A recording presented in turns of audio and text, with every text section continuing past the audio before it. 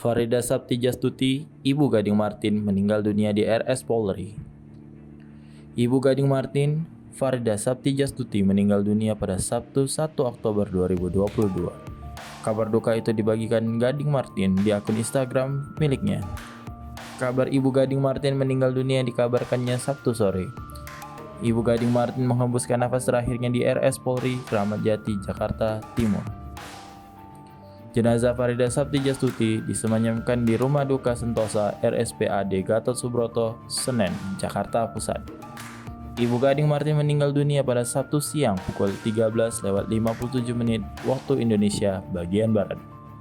Ibu Gading Martin tersebut menghembuskan napas terakhirnya di RS Polri, Kramat Jati, Jakarta Timur pada Sabtu pukul 13.57 waktu Indonesia bagian Barat.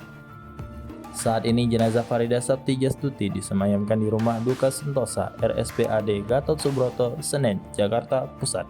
Belum diketahui waktu dan tempat pemakaman mendiang Farida Saptijastuti.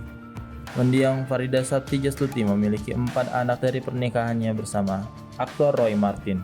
Keempat anak mendiang Farida Saptijastuti adalah Monique Martin, Aline Martin, Gali Martin, dan Gading Martin. Setelah bercerai dari Farida Saptijastuti, Roy Martin menikah kembali bersama Anna Maria pada tahun 1985.